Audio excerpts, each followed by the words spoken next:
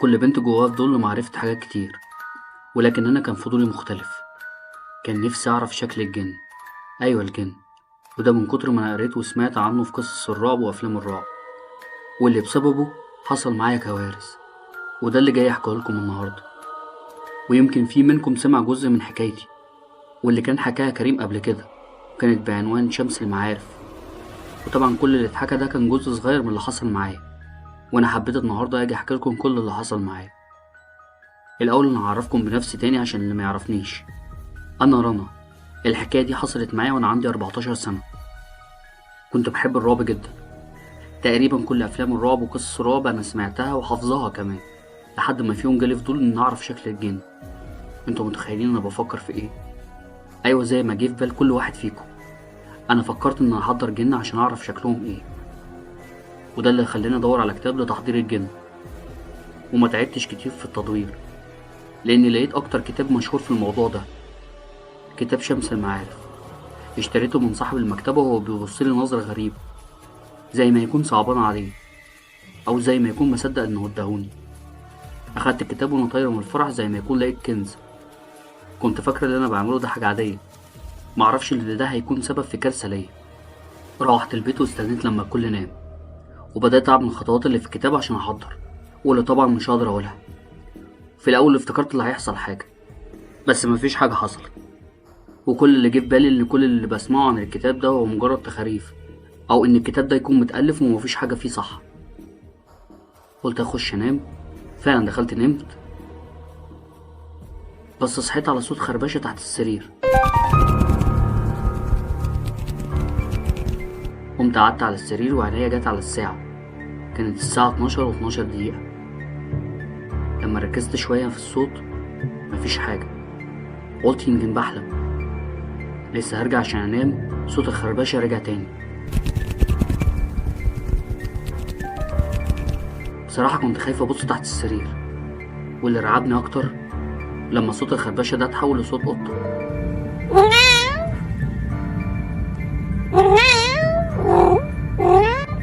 ازاي يكون في قط في البيت؟ هيدخل منين؟ انا ساكنة في الدور الخامس، وبقى صوت القط مرعب.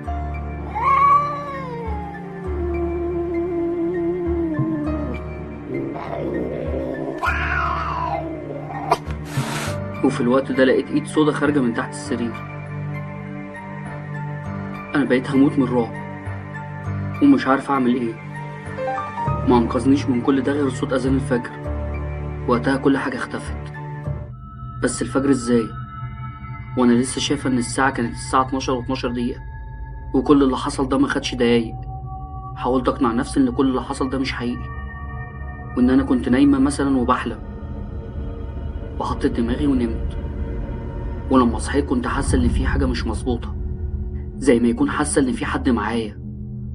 عيني دايما بتلمح لمجرد لمحة ان في حد واقف، ولما ببص ما لاقيش حاجة. وعلى الساعة 12 بالليل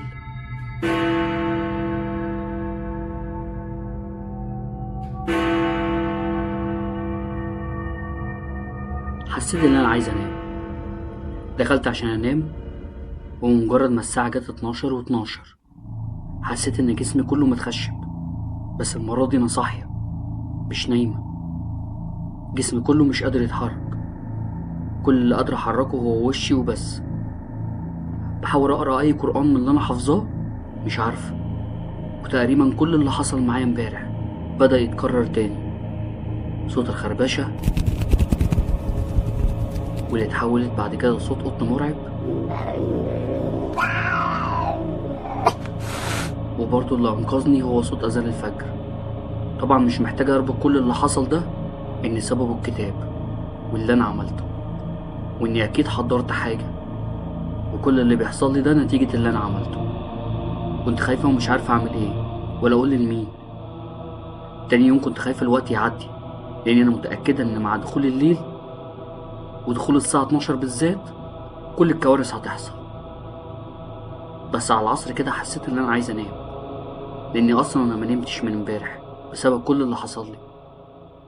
حلمت زي ما يكون ان انا قاعدة في اوضتي وباب الاوضة اتفتح عليا. ودخل شاب مش مرعب ولا حاجة، بالعكس ده كان شكله وسيم. بس الرعب اللي أنا كنت فيه إن إزاي الشاب ده في بيتنا، وهو مين أصلا، وإزاي دخل هنا. وقتها قال لي ما تخافيش، وقرب عليا وأنا مرعوبة وقال لي انت مش كنت عايزة تشوفيني؟ أنا هقابلك النهاردة الساعة 12. كده احنا وصلنا لنهاية القصة. لو عجبتك القصة ما تنساش تشترك في القناة وتفعل الجرس عشان يوصلك كل قصة جديدة أول ما تنزل. ما تنساش اللايك عشان توصل لأكبر عدد من الناس. معقول؟ ويا ريت تسيب لنا رأيك في التعليق. كان معاكم كريم عادل من ضلوعي من كتر الخوف. حاولت أهدي نفسي وأقنع نفسي إنه مجرد حلم بسبب كل اللي أنا بشوفه بس مش أكتر.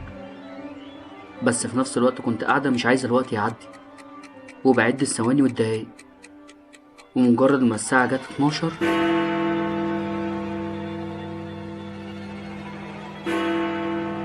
قلبي انقبض. حسيت زي ما يكون مش متحكمة في نفسي، ولقيت نفسي بقوم وبدخل اوضتي وانا مش عايزة وخايفة ادخل اصلا. ومجرد ما جت الساعة 12:12 جسمي كله رجع اتخشب تاني، بس المرة دي حتى راسي مش بتتحرك، كل اللي بيتحرك فيا عينيا وبس. ولقيت ايد طالعة من تحت السرير، كل ده وانا مش عارفة اتحرك. وبدأت احس زي ما يكون في حاجة بتتحرك على ايدي، وبدأت اشوف بطرف عينيا زي ما يكون في حاجات بتتكتب على ايديا، وبدأ يظهر دخان اسود ويتجمع على هيئة انسان. انا كنت هموت خلاص. في الوقت ده غمضت عيني، ومجرد ما غمضت عينيا سمعت حد بينادي عليا. رنا، فتحي عينك يا رنا. لما فتحت عينيا كان شاب وسيم اللي كنت شفته في الحلم، ولقيت جسمي في الوقت ده فك، ولقيته بيقول لي ازيك يا رنا؟ ما كنتش قادر انطق. ما تخافيش. رديت عليه وقلت له انت مين؟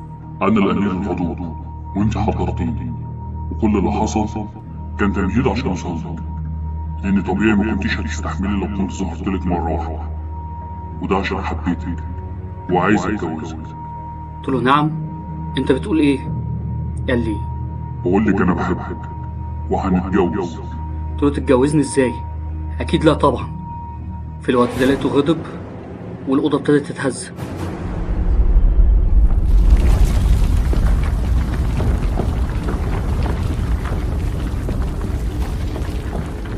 وقال لي مش بمزاجك، انا اللي بقرر وانت بس عليك التنفيذ. اوعي تفكري ان كل حاجه انت بتختاريها، احنا اللي بنقرر كل حاجه في حياتك. يعني حبك للرعب اختياري، وانك تروحي تدوري على الكتاب برضه باختياري، وانك تلاقيه بسرعه بسبب كل ده بيكون تمهيد عشان نظهر في حياتك، وانتوا اللي بتساعدونا على كده. وقال لي غمضي عينك، غمضي. غمضت عيني من الخوف وفتحتها لما قال لي فتحي. لقيت نفسي جوه اوضه مليانه اثار وذهب. في الوقت ده كمل كلامه وقال لي كل ده هيكون مهر ليكي لما نتجوز. قلت له مستحيل. بصلي بغضب، وفي الوقت ده لقيت نفسي رجعت للأوضة تاني. وقال لي أنا اسمي الأمير الغضوض، لأن غضبي لا بيستحمله إنس ولا جن. معاك لحد بكرة بالليل عشان تحضري نفسك لمراسم جوازك. وبدأ يقرب عليا عشان يحضني، ومن مجرد ما قرب عليا حسيت زي ما يكون نار مسكت جسمي كله، كانت كفيلة إن أنا أصرخ.